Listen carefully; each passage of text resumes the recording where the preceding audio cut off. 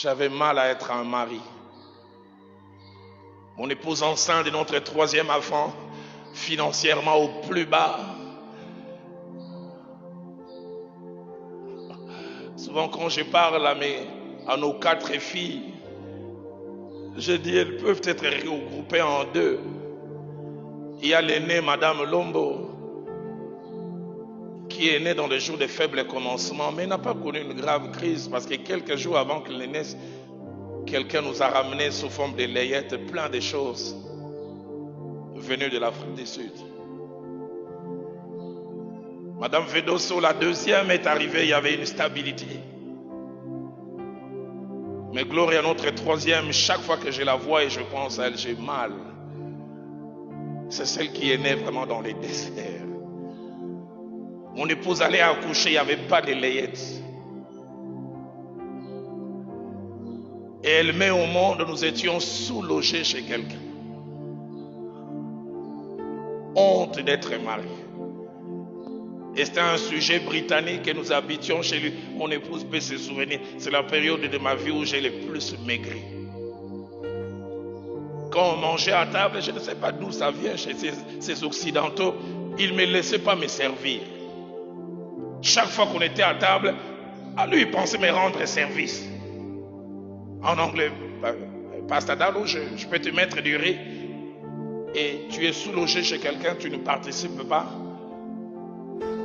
Et j'ai prié chaque fois qu'il me pose la question qu'il pose le plus souvent, au moins après 8 cuillerées de riz.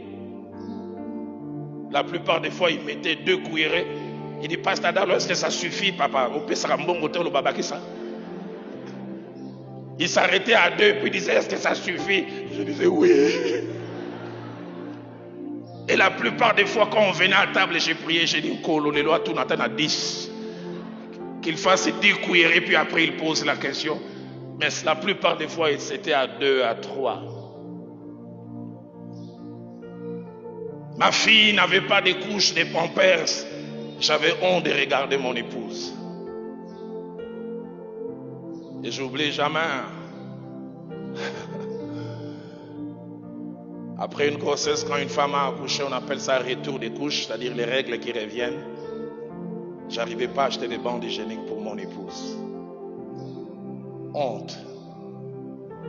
Je me souviens un jour, j'ai vu mon épouse dans la salle de bain en train de prendre la couche de notre fille et utiliser ça à la place de ce qui doit être utilisé.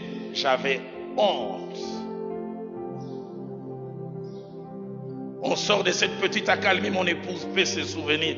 Une année après 98, durant toute une année, nos 2 premières filles ne sont pas allées à l'école parce que j'arrivais pas à payer les Minerval. Il arrive quelquefois, vous nous enviez dans notre passé, dans notre présent plutôt, mais les seuls qui fabriquent notre présent, c'est notre passé. Enviez-nous aussi dans notre parcours. Badaloana.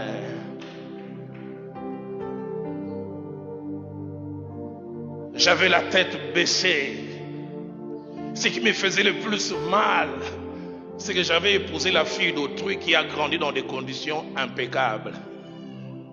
Dans une famille aisée. Vous savez, la première fois qu'elle a pris du thé rouge avec du pain sec, c'est avec moi dans les mariages. La première fois qu'elle est montée dans un transport en commun, foula, c'est avec moi. Elle me disait, Roland, c'est comment? Je dis, non seulement ça commence, mais tu monteras beaucoup.